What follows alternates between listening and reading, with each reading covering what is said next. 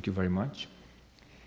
And this time, I'll briefly talk about the Four Noble Truths and also a little bit of the Noble Eightfold Paths.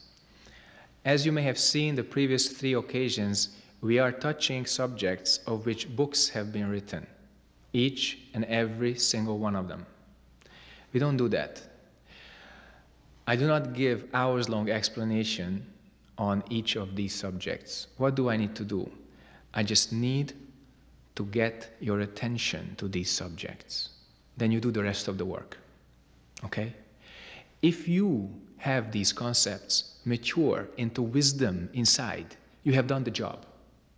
If you do not practice and do not ripen these concepts into wisdom, that means you have only cognition. We call it dry cognition, okay?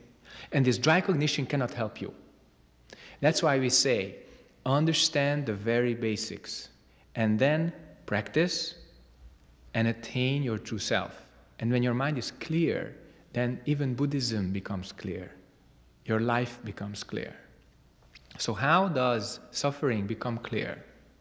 First of all, when we see, like we said previously, that because of impermanence, impurity, and non-self, not existing by itself, we suffer from this world, we suffer from existing like this, then it's the notion of suffering.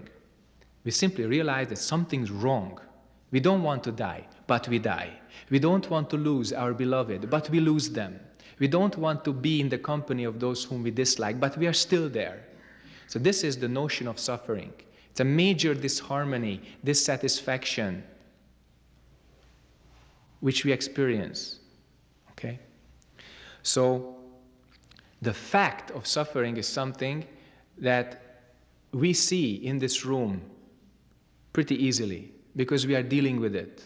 We bring our attention to it because that has been our intention. However, outside, in the world, many times people don't even realize that they are suffering. They say, something's wrong with the world. The world is not correct. I am correct, okay? So that means they blame somebody or some other people. They blame the world because they exist in the way they do, okay? That's a very important point. So realize that there is something in you which we call suffering.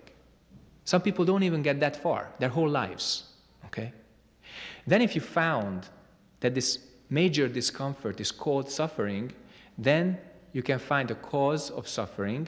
We talked about that earlier. There's the 12 links in the chain of dependent origination, okay? These 12 links are very important, and we talked about the first, ignorance, which is dualistic thinking, okay? Or the lack of this clear mirror, one mind. When you lose one mind, ignorance appears. So that's the major fundamental root cause of our suffering. And everything else, the other 11, follows. So suffering, cause of suffering. Now, end of suffering. That's very interesting, okay? Because the Buddha found that there is an end to suffering. So when you stop making opposites, when you stop creating attachments, when you stop holding, attaching, wanting, checking, judging, okay, then the suffering can stop. You can put an end to it, okay?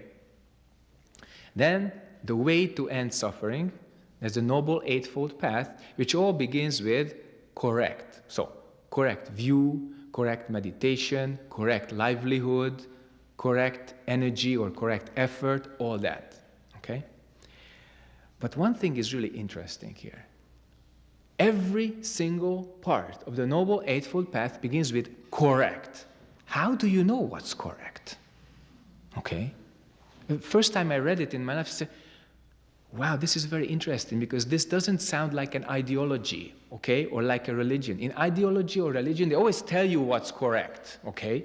They always tell you, this is correct, this is not correct. If you are a human being like this, you go to this and this place, okay? Then you're a bad person.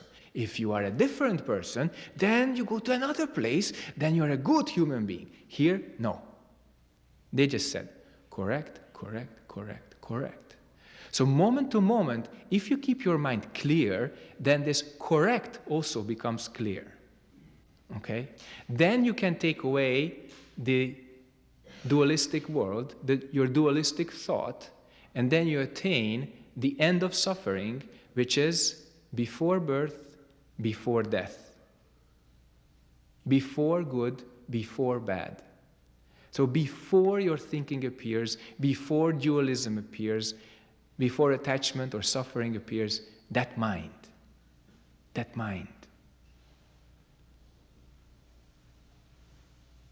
Just now, as you hear these little sounds, moment to moment, without thinking, this mind. When you meditate, you immerse yourself in this. You let go of any unnecessary thought. Then this moment, just now, becomes clear. That's our treasure, okay? Nothing else. Your body have to return to the 5 elements, okay? Your ideas, your thoughts, all go away.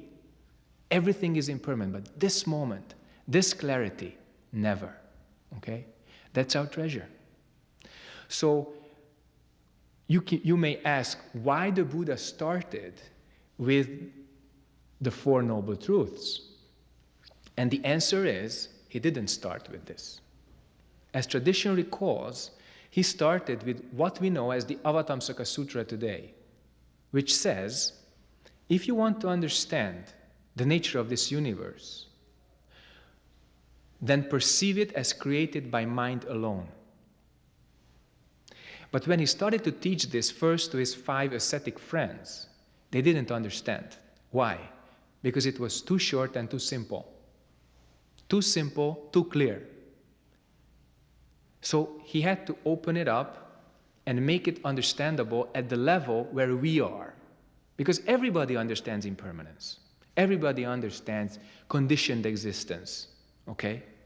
Soon or later, we come to realize that we exist as per certain rules of life and death, how life and death operate, okay?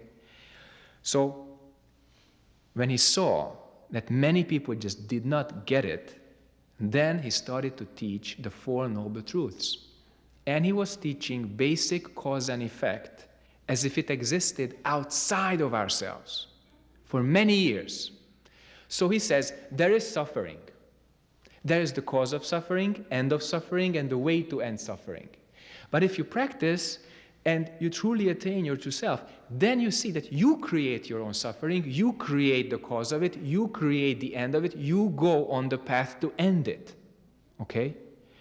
So originally, suffering doesn't exist. Originally, the cause, the end, and the way to end it also don't exist. But he had to start with something which we directly understand, immediately. Okay? That's a very important point, because later on you see, as we get to next week, the Mahayana scriptures, that the Mahayana scriptures are almost against the Theravada, but it's not an opposition, it's an evolution. It's a necessary evolution, just like you grow up from child into adult. So it seems that the 4 Noble Truths is really profound, which they truly are. But the truth of the matter is that it's really the starting point. It's really the starting point, something like the 4 corners of a table which stands very firmly on the floor. But then, more steps, and then you get back to the original point where suffering comes from, where enlightenment comes from.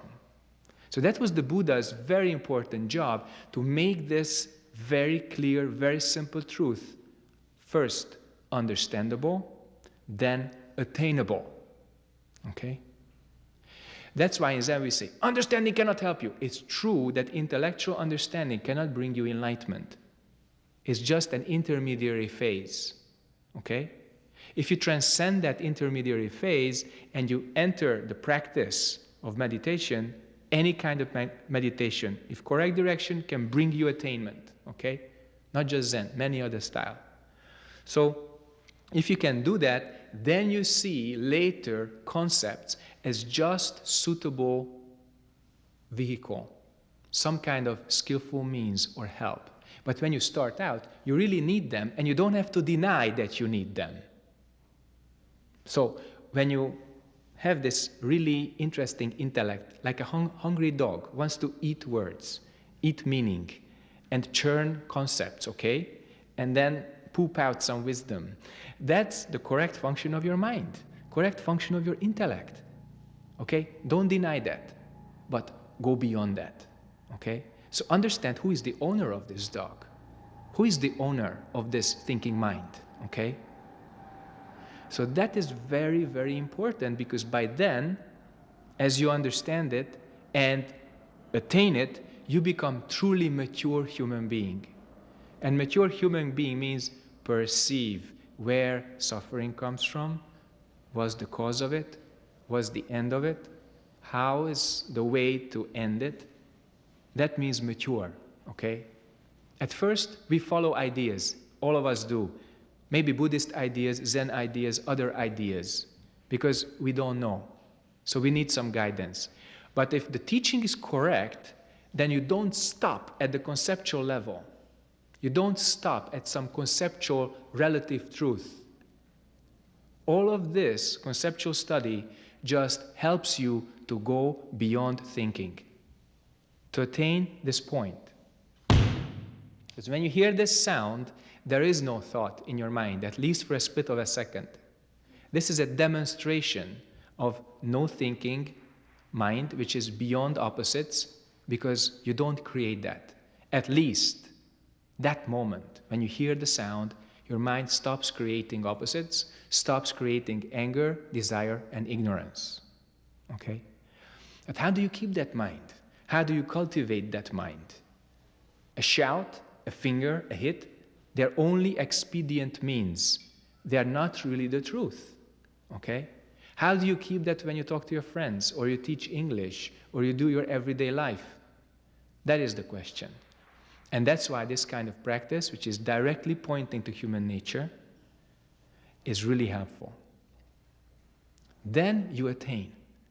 When you attain, you can use this life and your death also correctly. That means human, 100% human. Okay? So, I would like to invite questions at this point on any aspect of the Theravada, which we have expounded so far, on the Four Noble Truths, on practicing, anything. So the floor is yours. I have a question about, when I was younger, I had a strong sense of pity for people. I found it was very strong. And when I grew up, I started working with people that I pitied, or that I felt I pitied. But I couldn't sustain myself doing this work because I was getting angry. I was feeling like I wasn't being thanked, or it was becoming too much about me. And I was wondering how I can cultivate a real sense of compassion from this sense of pity that Very good question. Very good question. So when you have some kind of compassion, that opens the world for you. And you find these people, and these people find you. But if you hold on to any kind of I, then your life will be poisoned by the suffering of other people, because they don't appreciate you enough.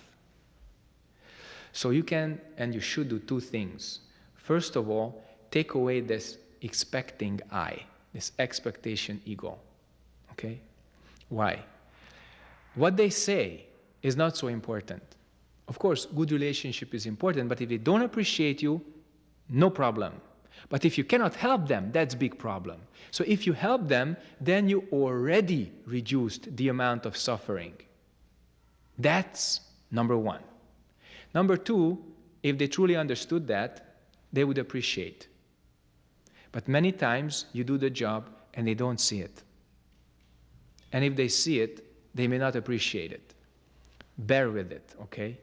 You are complete even without appreciation. Next, try to go deeper in your practice. Not just take away this expectation or expecting I, but also take away emotional attachment, because that's the root of it.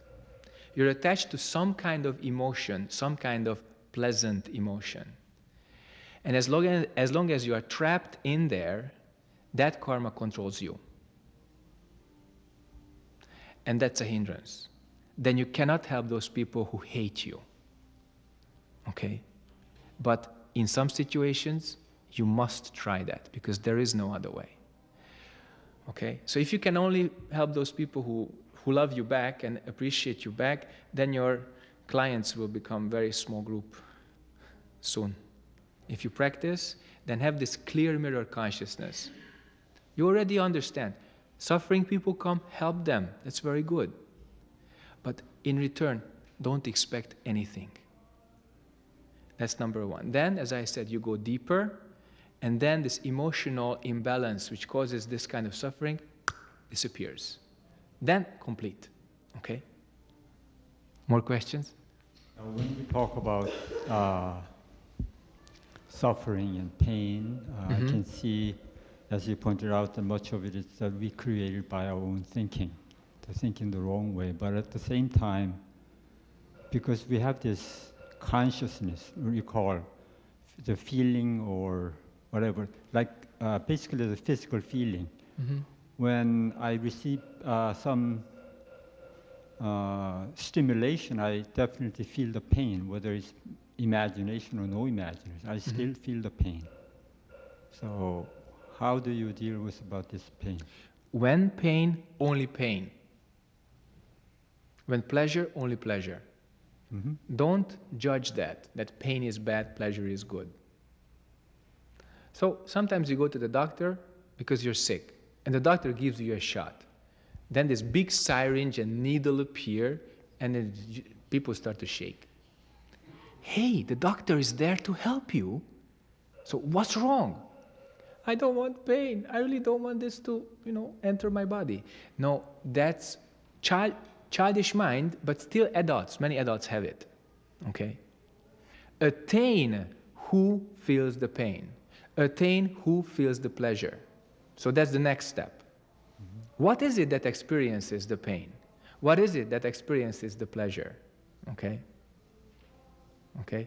So Zen Master Majo was very sick, and then somebody asked him, Zen Master, how has your venerable health been lately? Then Majo says, oh! Okay? So it's very clear. He was sick. He totally attained sick. He didn't have any problem with that. But if you reject pain, then your death will be very, very painful. So don't reject it. Go through it. Pleasure also. If people are attached to pleasure, then soon this pleasure turns into suffering. Everybody understands that in this room. Okay? Everybody has experienced enough that when you overdose yourself with your own pleasure, you suffer so much. Okay? So take pain as pain, pleasure as pleasure, and attain who feels that, who experiences that. Okay? Then you attain liberation. Good. More questions? You talked a couple of times about us not wanting death, but it seems like there are also people who want death. Will you talk about that a bit? Yeah. Wanting death is equally wrong. It's an I. Usually when people want to die, they want to put an end to their problems. If they truly understood the nature of life and death, what is it that goes into a new body? We'll talk about that next week during the Mahayana section. We will devote much time for that. But if they truly understood, they would not want to kill the body. They would want to extinguish their thinking, which causes them the suffering. So when people want to kill themselves, let's call it that way, then they have this mistaken notion that because of the body, they suffer. And that's totally wrong. Okay? Those people who go through physical hardships, even torture, or they are taken to forced labor, millions and millions of people experience that, even in this country, Asia, Europe, America. In the last 100 years, just count how many millions of people went through it and survived. Why? Because their minds were unbroken. So they could survive that, all these physical hardships.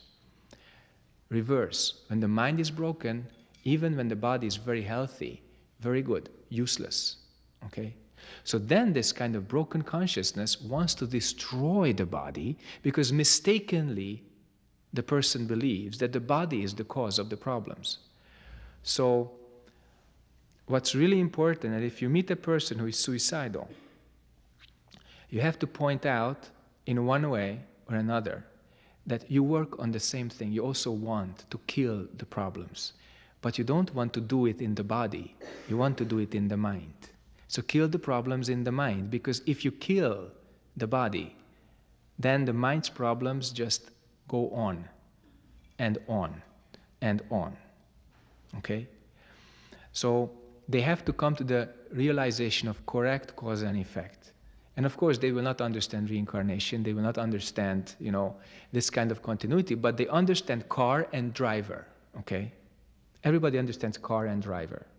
So if you have a problem because you always make an accident with your car, then do you take the car to the junkyard and say, this is a bad car, I want a new one because that will be better? Already understand, okay? Everybody already sees it. The problem is with the driver. It's not with the car. Okay? So fix the driver, fix the mind. Then any kind of car, no problem. No accidents. So when these people, suicidal people, they really want to put an end to themselves, then they want to put an end to their suffering. And then they are really in the Buddha's realm.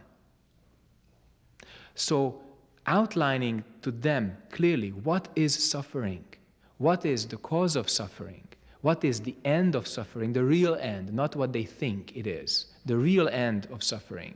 And what's the way to end suffering? That's our big job. And if we practice, we can do this job very successfully, okay? But if you don't practice, then maybe you will not use the right words. You will not use the right thoughts. Then you can make things worse. So let me emphasize, repeating the words of the teaching, sometimes worse than not saying anything. You must attain the real meaning of the teaching, and then you can use the words of the teaching correctly. I have to caution everybody for that, okay? And helping in many ways is very wonderful. But if your mind is not clear, you can do more harm than good. That's why the Buddha said, as I mentioned at the beginning of this series, attain enlightenment and help others. So in our lives, becoming clear means we practice day to day, moment to moment. Then our minds become clear. You don't have to wait for the big flashlight, because sometimes it never appears. Enlightenment is not bound to a certain phenomenon, okay? So becoming clear moment to moment in your own simple daily life and daily practice, that's number one. And with that kind of mind, you can help other people. And that's very valuable. That conveys this real human quality, which we have started to explore during the last, series, and hope to continue with the next series, next week, to which you are all invited. And at this point, I have nothing left to say but appreciate your precious attention, your keen mind, and hope to see you next time too. Thank you very much.